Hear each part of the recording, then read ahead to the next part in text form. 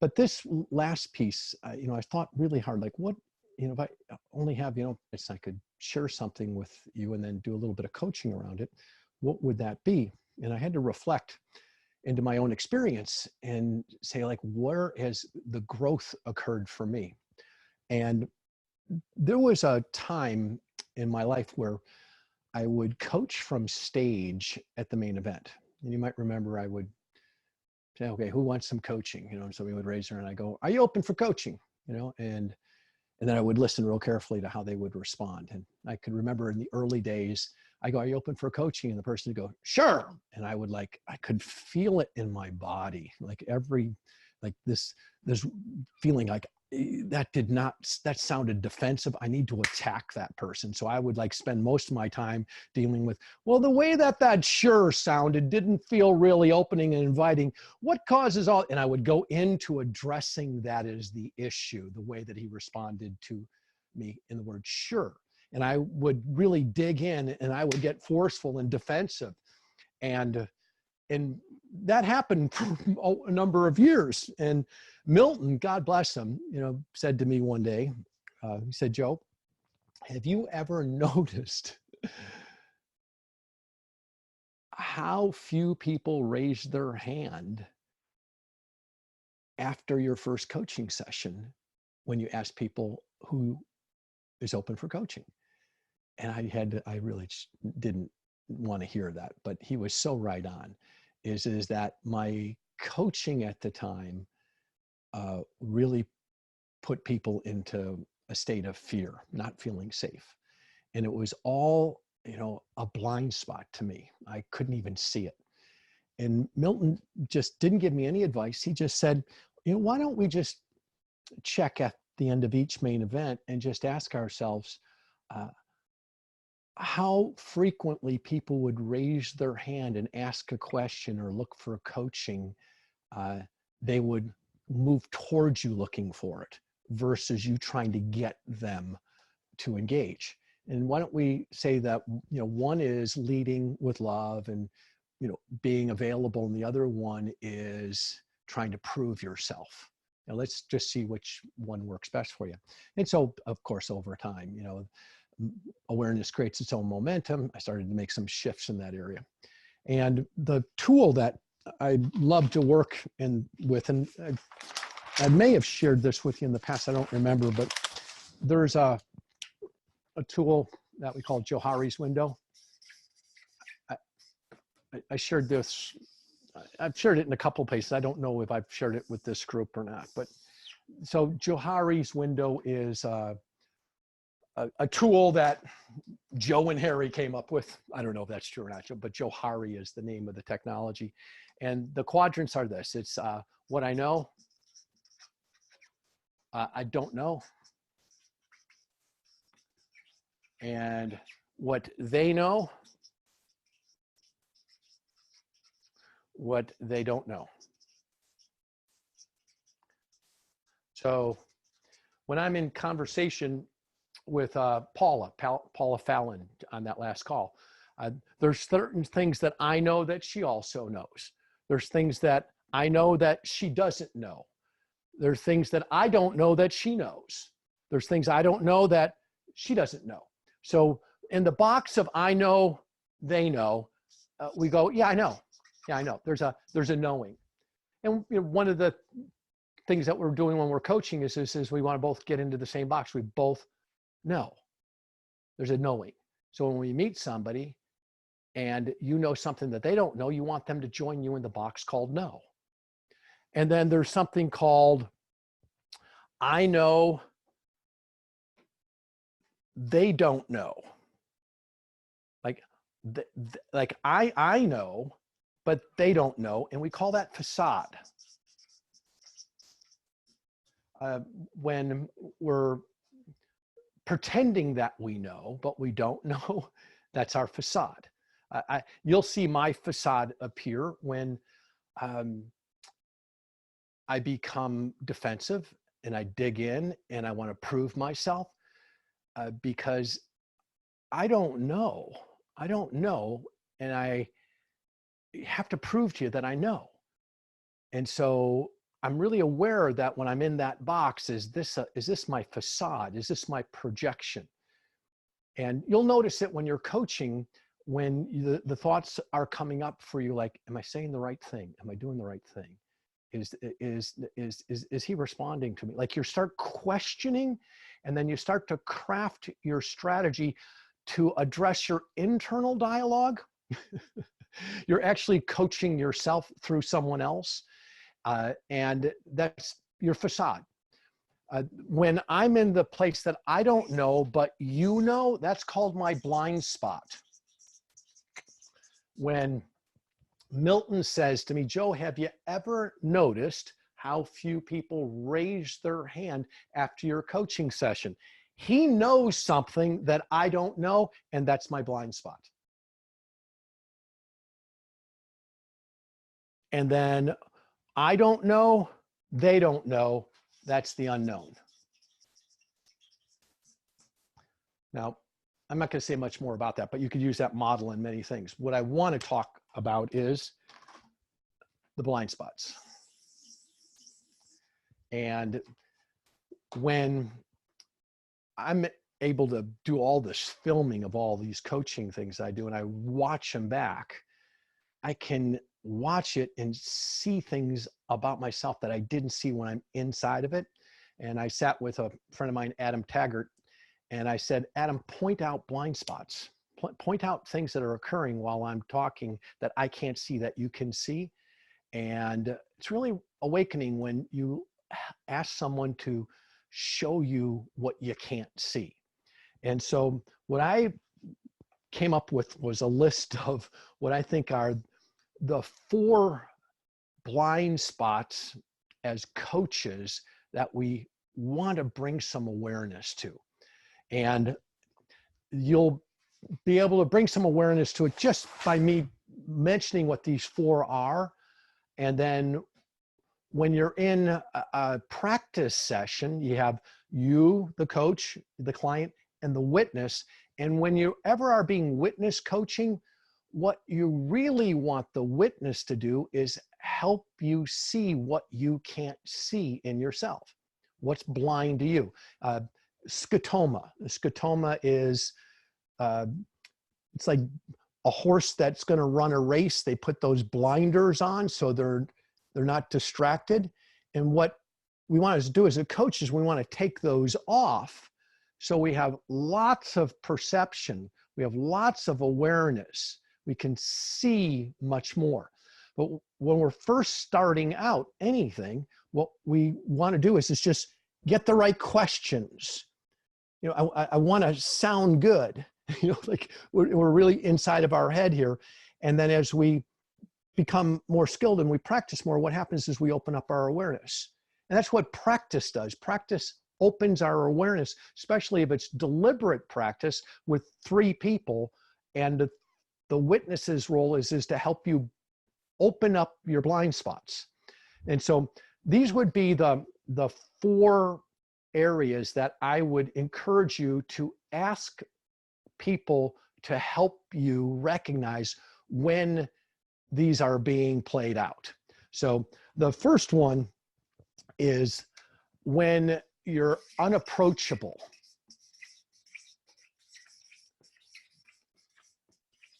Now, this is interesting, and I really work with this quite a bit, is that sometimes I can be overpowering, and I have to be really careful of that, is that, and I noticed it like with Paula in our last conversation there, is that she's holding me in high reverence. I'm Joe Stump. I was referred to her. I got this national, and I understand all that projection she's putting onto me. And when you're in a coaching role, people project onto you child parent. That's a normal thing. In transactional analysis, there's the parent, the child, and the victim. And what people do is they project onto us more authority than we really deserve. I can see it in all of my teachings is that you and I do it myself. I project unrealistic expectations onto other people that are in a higher authority or what I perceive as authority. So knowing that one of the things we really want to be aware of is how approachable are we? How easy is it to step into a conversation with you? And also notice that, how invisible you can become too. I mean, I noticed this at Brovance when we go into the room, that some people disappear. They disappear in an environment that is uncomfortable, or they're not the top dog, or they're not the number one person. So they kind of hide and they disappear. So the question I ask you is how do you create distance? How do you create distance? Like, let's say you're in a coaching situation. How do you create distance that makes you less approachable? Well, what's your go-to move in order to create distance? One of the go-to moves is over talking, delivering your thoughts as like more important than your listening, not being curious, but wanting to be heard. And what we do is we start to distance ourselves from that. You could notice in that last scenario with Paula is that when she said she was referred to me by Ann, I spent a lot of time having her talk about Ann, as opposed to me talking about Ann. I could talk about Ann all day, but she's more interested in what she has to say about Ann, and it makes it more approachable. Like, we have this common connection called Ann. Tell me all about your experience with Ann. And so if you go back and watch the replay, she talked about Ann for about 3 to 4 minutes. And all I did was prompt her with 8 to 10 different questions talking about Ann. Now, I could have talked about Ann for 8 to 10 minutes too, but to be approachable, I want her to express her experience of Ann. So one of the things that you'll ask your witness when you're in a coaching thing was, how approachable was I? Scale 1 low, 10 high. How easy was it for a person to engage with me? How quickly could they find their way into the conversation? How comfortable do they feel with it? The second thing that we want to notice is when do we become defensive? Defensive. Defensive is a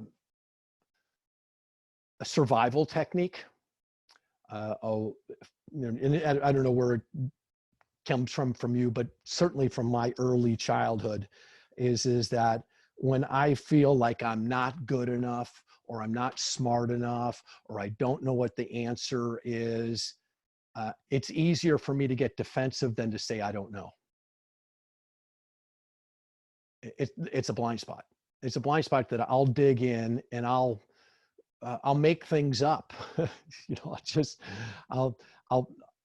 And I do it in a way that I want to prove to you that I know. And if you resist it at all, I dig in even deeper. And that digging in, like that, trying to be right, is a defensive move. And I can feel it in my body. I can feel it in my thinking. And it's a blind spot. So I ask, people who are coaching and guiding me is notice when you're feeling me getting defensive. My girlfriend, Andrea, and I have this little game that we play because we both can get defensive, and we gave each other permission that when we're slipping into being defensive, we know that the other person's being defensive when I have to put up my guard. Like when I feel like I have to guard myself, protect myself, is it because I'm trying to defend myself? And so, she'll say to me, I got my guard up. And it's like that little cue right there tells me that she's experiencing me as being defensive. And I can do the same to her. So it's a blind spot.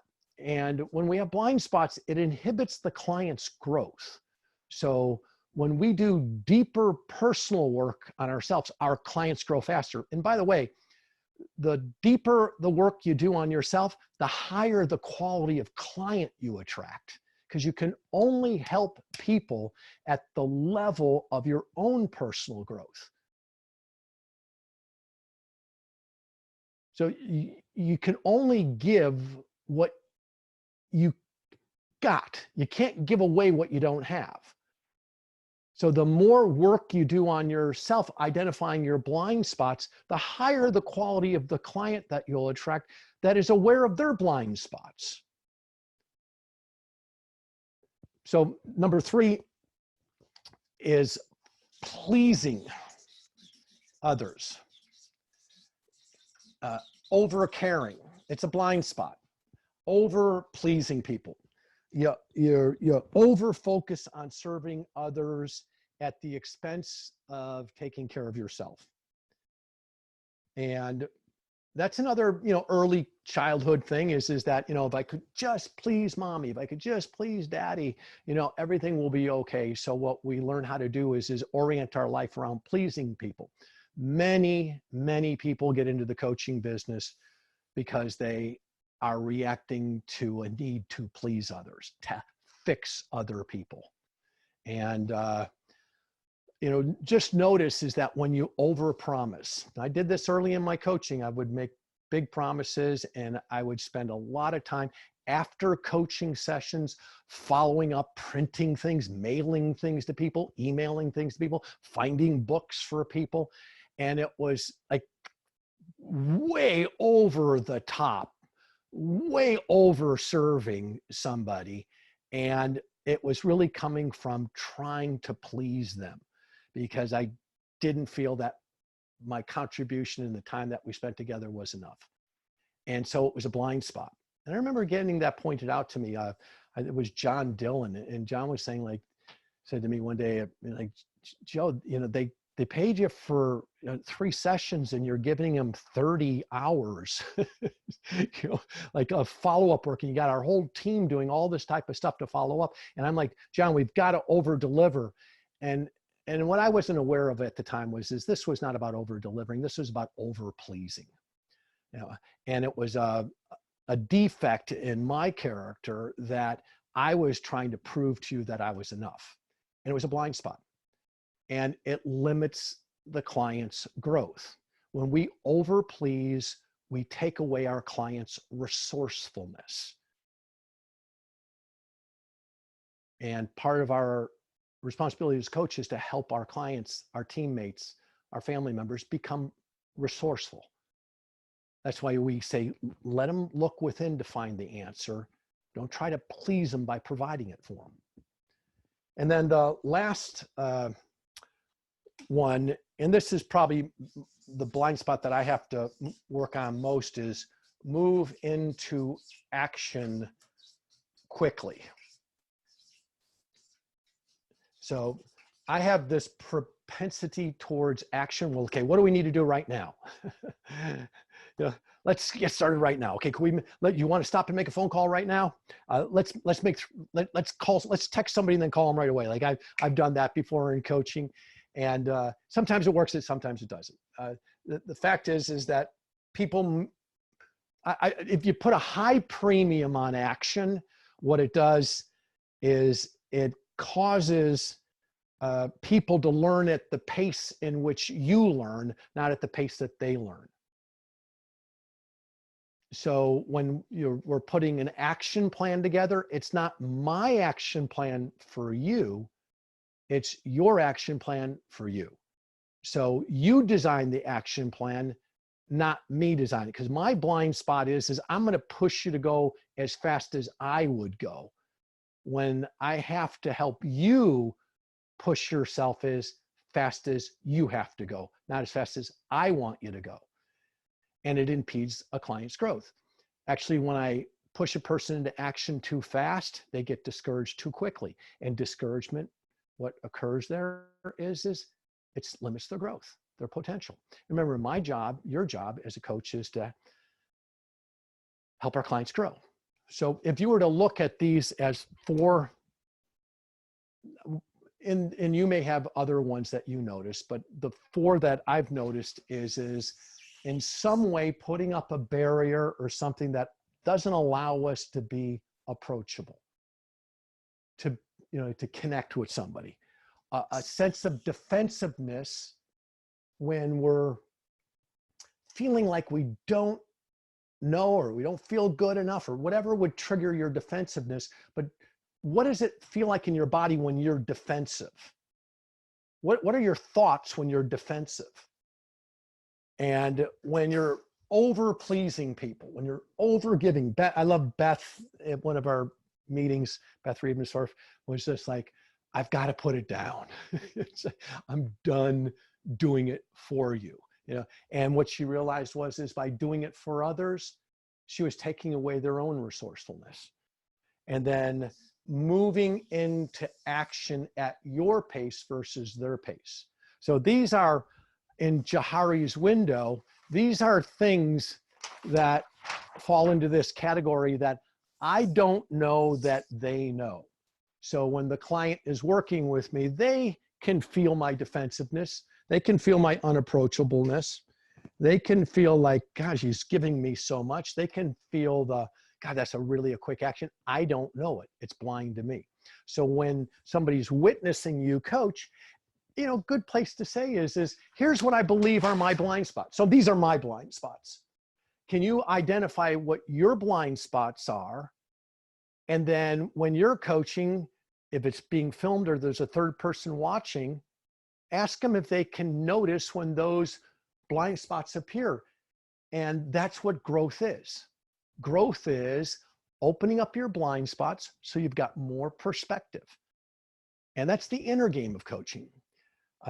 And the deeper you are in doing your own work, the higher the quality, the client that you'll attract. And you'll just use it as your own forum for personal development.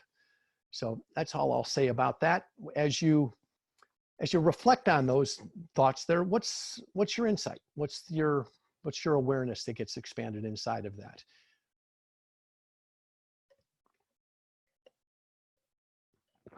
Yeah.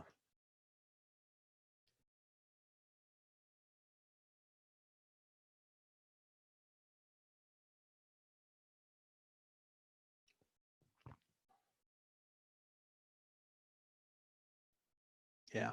Good, Beth, moving into action too quickly. Yeah.